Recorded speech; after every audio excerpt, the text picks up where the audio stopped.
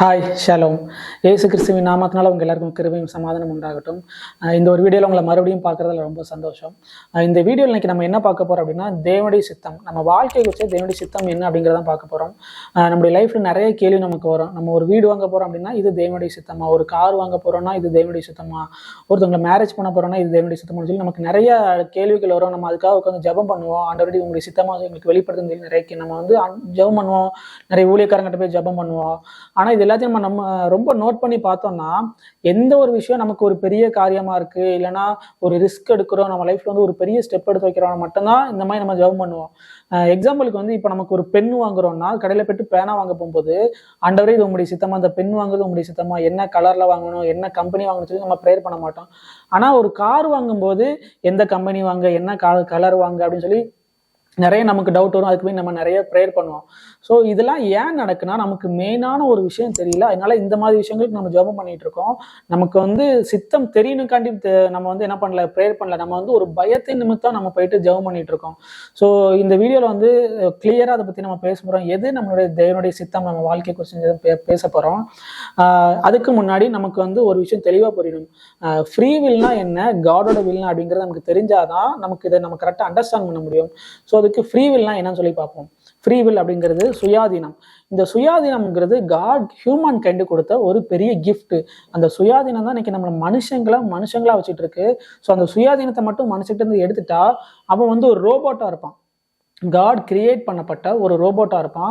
So அந்த ஒரு விஷயம் நடக்காத காரணம் நமக்கு என்னதான், சுயாதீனம் இன்னைக்கு வரைக்கும் இருக்கு. சுயாதீனங்கிறது நம்ம சுயமா சிந்திச்சு செயல்பட்டு ஒரு விஷயத்த பண்றதுதான் சுயாதீனம். ஸோ காட் வந்து மனுஷனுக்கு அதை கொடுத்துருக்காரு. காட் தான் மனுஷனுக்கு அதை வச்சிருக்காரு. ஏன் அப்படின்னா, காட் சுயாதீனம் உள்ளவரா இருக்கிறார். அவர் யாராலையும் கண்ட்ரோல் பண்ணப்படல. அவர் சுயாதீனமா இருக்கிறாரு. அவருடைய சாயிலும் அவருடைய ரூபத்தின்படி நம்ம உண்டாக்கப்பட்டதுனால நம்மளும் என்னவா இருக்கும், சுயாதீனர்களா இருக்கும். இன்னைக்கு நம்ம கிறிஸ்துவுக்குள்ள சுயாதீனர்களா இருக்கும்.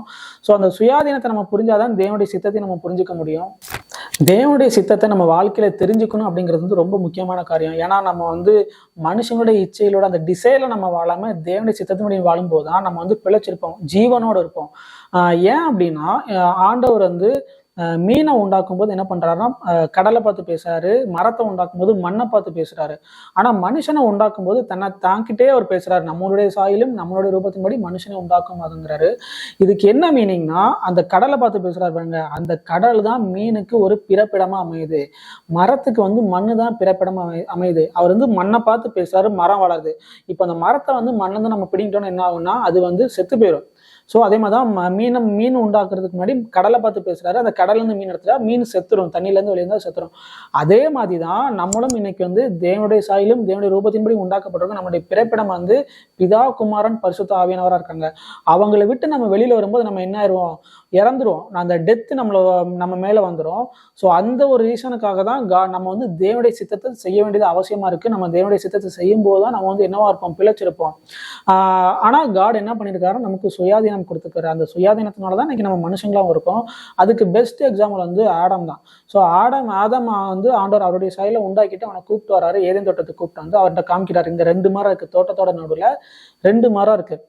இந்த 2 மரத்துல ஒன்று வந்து ஜீவ விருட்சம், இன்னொன்று குட் அண்ட் ஈவில் ஃப்ரூட். இது வந்து வெறும் ஃப்ரூட் மட்டும் கிடையாது, வெறும் மரம் மட்டும் கிடையாது. இந்த ஜீவ விருட்சம்ங்கிறது அவன் சூஸ் பண்ணான் அப்படின்னா, அவன் வந்து என்ன சொல்ல வரான், நான் வந்து தேவனோடு அவங்களோட இசைஞ்சு நான் வாழ்றேன், அவங்களை அறிவிலிருந்து நான் வாழ்றேன்னு சொல்ல வரான். குட் அண்ட் ஈவில் ஃப்ரூட்டுங்கிறது என்னன்னா, இல்லை எனக்கு இவங்க வேண்டாம், நான் என்ன பண்ணிக்கிறேன், நான் தனியாக என் வாழ்க்கையை வாழ்ந்துக்கிறேன்னு சொல்லி அவங்ககிட்ட இருந்து அவங்களை அறிவிலிருந்து பிரிஞ்சு போறது தான் என்னது, அந்த குட் அண்ட் ஈவில் ஃப்ரூட். அதனாலதான் அவங்கள டெத் வந்துச்சு. எப்படி மீன் வந்து தண்ணியை விட்டு நான் வெளியில போய் வாழ்றேன்னு சொல்ற மாதிரியோ, அதே மாதிரி ஆதாம் வந்து குட் அண்ட் ஈவில் ஃப்ரூட் அவன் சூஸ் பண்ணிட்டான். ஆனா காடியா அவனை தடுக்கலனா, அவர் சொன்ன மாதிரி அவனுக்கு என்ன இருக்கு, 2 ஆப்ஷன் இருக்கு. அவனுக்கு ஃப்ரீ வில்னு ஒரு விஷயம் கொடுத்துருக்காரு. 2 ஆப்ஷன் கொடுத்து நீ ஒன்னு சூஸ் பண்ணு அப்படின்னா தான் அங்க ஃப்ரீ வில்னு ஒரு விஷயம் இருக்குன்னு அர்த்தம். இப்படி ஒரு விரலை காட்டிட்டு இதை நீ தொடர்ந்தா அங்க ஃப்ரீ வில்லே கிடையாது. ஸோ அந்த ஒரு ரீசனுக்காண்டி தான் காட் அந்த மரத்தையும் அங்க வச்சிருந்தாரு. அவனுக்கு ஃப்ரீ வில் இருக்கணும், அவன் ஃப்ரீ வில்லோட அவன் சூஸ் பண்ணணும். அவன் வந்து என்ன பண்ணணும், ஜீவ விருட்சத்தை சூஸ் பண்ணி நம்ம கூட வாழணும்னு அவர் நினைச்சாரு. ஆனா வந்து என்ன பண்ணிட்டானா, குட் அண்ட் ஈவில் ஃப்ரூட்டை அவன் சூஸ் பண்ணி அவங்களை விட்டு அவங்களே அறிகிற அறிவுல இருந்து பிதா, குமாரன், பரிசுத்தாவிங்கிற அவங்களை அறிகிற அறிவுல இருந்து அவன் பிரிஞ்சுட்டான். ஸோ அவன் பிரிஞ்சு குட் அண்ட் ஈவில், எனக்கு எது நல்லது எது கெட்டது நான் என் லைஃபை பார்த்துக்கிறேன்னு சொல்லி அங்கிருந்து அவன் பிரிஞ்சு போனதுனால தான் டெத் அவனை ஓவர் கம் பண்ணிட்டு, சின் அவனை ஓவர் கம் பண்ணிட்டு. ஏன்னா அவனுடைய அந்த ஸ்ட்ரக்சர், அவனோட கிரியேட், அவனோட மேண்டேட் இருக்கு. ஆடாமோட மேண்டேட் வந்து அப்படி உண்டாக்கப்படலை. ஆதாம் வந்து அந்த பிதா குமாரன் பரிசுத்தன் அவங்களுடைய சாயலும் அவங்களுடைய ரூபத்தின்படி அவங்களை அறிகிற அறிவிலிருந்து வாழதான் அழைக்கப்பட்டிருக்கிறான். ஆனா அதுல இருந்து அவன் பிரிஞ்சதுனால டெத் அவனை ஓவர் கம் பண்ணிட்டு. ஸோ ஆதாம் வந்து அவனுக்கு கொடுக்கப்பட்ட ஃப்ரீ வில்ல அவன் அபியூஸ் பண்ணதுனால அவன் பிழைக்க முடியல. அவன் மேல என்ன ஆயிட்டு, அந்த சாகவே சாவாய் அப்படிங்கிற ஒரு, அது கேர்ஸ் கிடையாது, அதோட பழத்தை சாப்பிட்டதுனால அந்த விளைவு அவன் மேலே வந்துட்டு.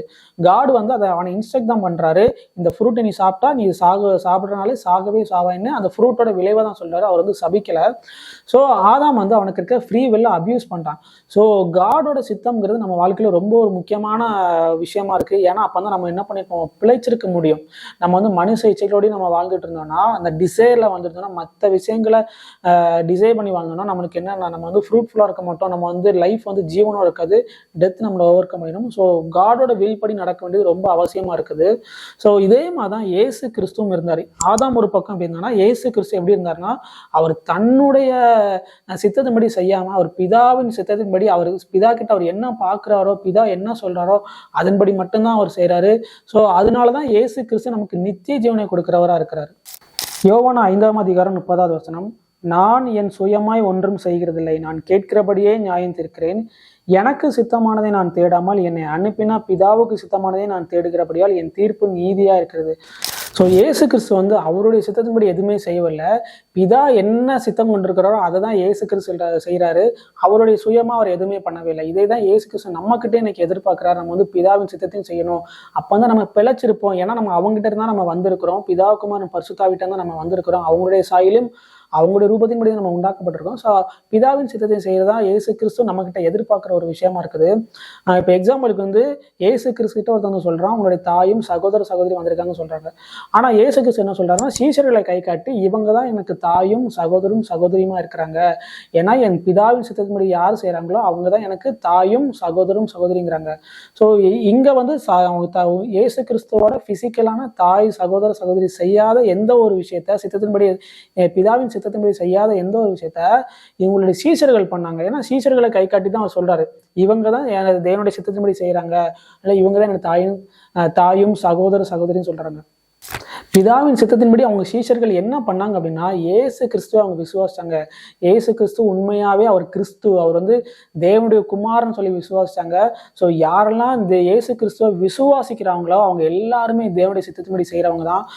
ஏசு கிறிஸ்து இன்னொருத்தர மென்ஷன் பண்றாரு, சும்மா வந்து எனக்கு கர்த்தாவே கர்த்தாவேன்னு சொல்லி கூப்பிடுறவங்க எல்லாரும் தேவனுடைய சித்தத்தின்படி செய்யறவங்க கிடையாது. அவரை விசுவாசிக்கிறவங்க தான் உண்மையாவே அவர் சித்தத்தின்படி செய்யறவங்க. அவரை விசுவாசா அவருக்கு என்ன பண்ணுவாங்கன்னா அவருடைய வார்த்தையில நிலைச்சு நிற்பாங்க.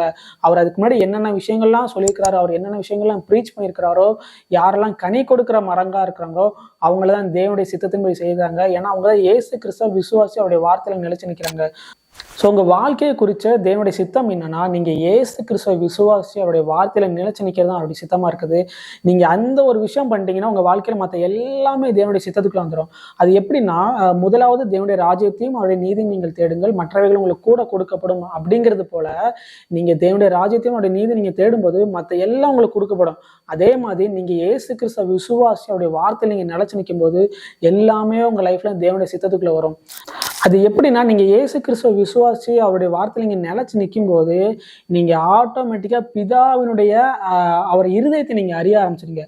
பிதாவை அறிகிற அறிவுக்குள்ள நீங்க வந்துடுறீங்க. அதுதான் நித்திய ஜீவன். நித்திய ஜீவன்கிறது பிதாவையும் இயேசு கிறிஸ்துவையும் அறிகிற அறிவு. ஸோ அந்த நித்திய ஜீவனுக்குள்ள நீங்க என்டர் ஆகும்போது ஆட்டோமேட்டிக்கா பிதாவுடைய இருதயத்தை அறிய ஆரம்பிப்பீங்க. இது எப்போ நடக்கும்? நீங்க இயேசு கிறிஸ்துவ விசுவாசி அவருடைய வார்த்தையில் நிலைச்சு நிற்கும் போது நித்திய ஜீவனுக்குள்ள வருவீங்க, பிதாவை அறிகிற அறிவுக்குள்ள வந்துருவீங்க. அப்படி வரும்போது நீங்க வந்து தேவனுடைய சித்தத்தை தவிர வேற எதுவுமே நீங்க பண்ண மாட்டீங்க.